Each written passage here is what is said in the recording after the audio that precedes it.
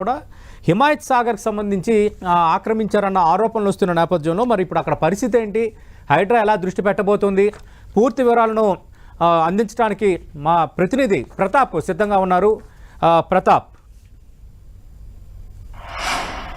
Himayat Sagar lake ఏ విధంగా చెరబట్టడానికి మరో ప్రత్యక్ష ఉదాహరణ మనకు కళ్ళ ముందు కనబడతా ఉంది. నా వెనక ఉన్నది చూడవచ్చు మనం ప్రత్యక్షంగా పట్నం మహేందర్ రెడ్డి ప్రజాప్రతినిధి ప్రజెంట్ ఎమ్మెల్సీగా ఉన్న పట్నం మహేందర్ రెడ్డిగా చెప్పుకునే పట్నం మహేందర్ రెడ్డి విల్లాగా చెప్తూ ఇక్కడ లోకల్గా ఉన్న వాళ్ళంతా కూడా దాదాపు చాలా కాల క్రితమే నిర్మాణం చేశారు.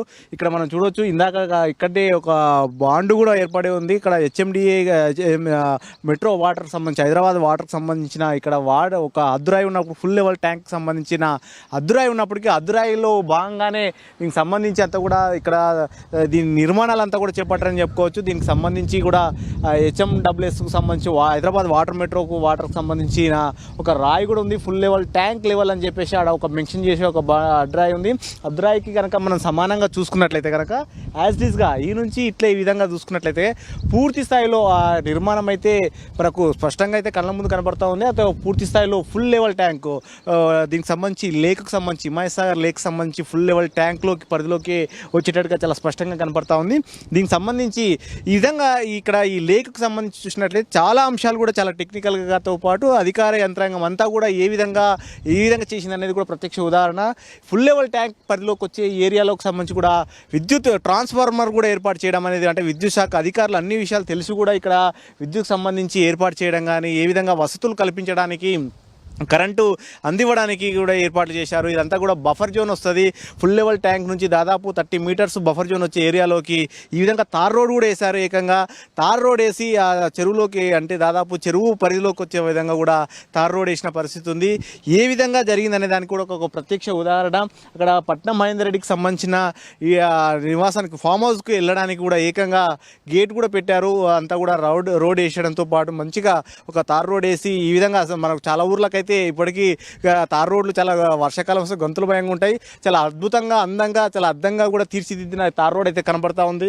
చాలా నల్లగా మొత్తం మీద ఈ ఫామ్ హౌస్ సంబంధించి కూడా మనం చూడొచ్చు. గేట్ కూడా చాలా స్పష్టంగా కనబడతా ఉంది.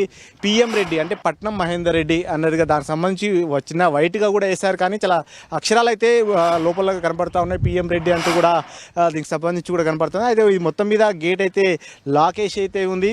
ప్రజెంట్ మనం చూడవచ్చు ఈ విధంగా లాకేసి ఉంది. లోపలికి దారి ఉంది.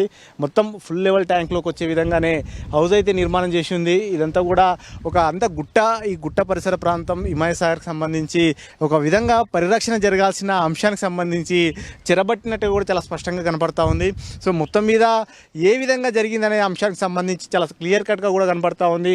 ఒకవైపు ప్రజాప్రతినిధుల నిర్మాణాలు ఉండడంతో పాటు దీనికి సంబంధించి వారికి అనుయాయులు కానీ వారికి సంబంధించిన దిక్కులు కానీ వరుసగా విల్లాల నిర్మాణాలు కానీ ఫంక్షనల్ నిర్మాణాలు కానీ ఇట్లా యథేచ్ఛగా సాగుతున్న పరిస్థితి ఉంది.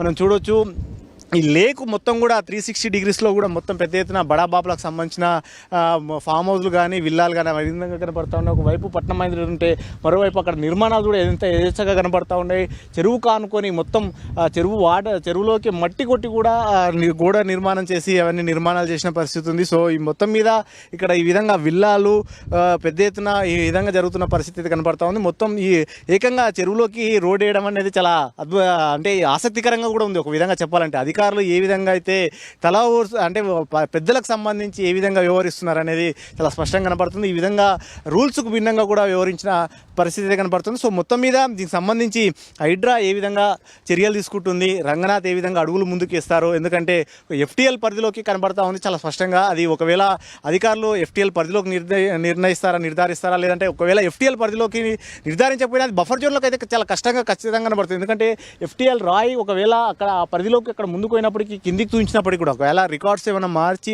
చూపించినప్పటికీ బఫర్ జోన్ అయితే చాలా స్పష్టంగా కనబడుతుంది. ఎందుకంటే దాని పరిధిలోకి 30 మీటర్ల వరకు అంతా కూడా బఫర్ జోన్ పరిధిలో ఉంటుంది. ఇదంతా చాలా స్పష్టంగా కనబడుతుంది. నాగార్జునకు సంబంధించిన కన్వెన్షన్ బఫర్ జోన్లో ఉందని కూడా కూల్చారు. కాబట్టి ఇప్పుడు ఈ విషయానికి సంబంధించి పట్నం మహేందర్ రెడ్డికి సంబంధించిన హౌస్ అయితే చాలా స్పష్టంగా కనబడుతుంది. ఈ విషయంలో హైడ్రా ఎలాంటి చర్యలు తీసుకుంటుంది అనేది కూడా చూడాల్సి ఉంటుంది. దీన్ని నిలమట్టం చేస్తుందా లేదంటే కనుక వెనక్కి తగ్గుతుందా అనేది చూడాలి. మిగతా అంశాలకు సంబంధించి కూడా విల్లాస్ కానీ ఆ నిర్మాణాలకు సంబంధించి సంబంధించిన అంశాలకు సంబంధించి కూడా ఎలాంటి చర్యలు తీసుకుంటుంది, ఈ హిమాయత్ సాగర్ లేక్ సంబంధించిన పరిరక్షణను ఏ విధంగా కాపాడుతుంది ప్రభుత్వం అనేది ఒక విధంగా కత్తి మీద సామ్లా ఉంటుందా, లేదంటే కనుక నిన్న ఏ విధంగా రేవంత్ రెడ్డి సీఎం రేవంత్ రెడ్డి చెప్పినట్టుగా గీతలో శ్రీకృష్ణుడి బోధనలు తనకు ఏ విధంగా అయితే దాన్ని దృష్టిలో పెట్టుకొని ముందుకెళ్తున్నానని చెప్పారో ఆ విధంగానే దీనికి సంబంధించి భవిష్యత్ తరాలను కాపాడడం కోసం ఈ చెరువులకు సంబంధించి హైదరాబాద్ సిటీ అంటే లేక్ సిటీగా పేరున్న నేపథ్యంలో దీన్ని కాపాడడం కోసం ఎటువంటి పెద్దవారైనా వారందరినీ కూడా వారిని దానికి సంబంధించిన నిర్మాణాలన్నింటినీ కూడా నిలమట్టం చేసి చెరువులను పరిరక్షణ చేస్తామంటున్నారు. కాబట్టి విషయంలో హైడ్రా కానీ ప్రభుత్వం కానీ ఎలాంటి అడుగులు తీసుకుంటుంది ముందు చూడాల్సి ఉంటుంది.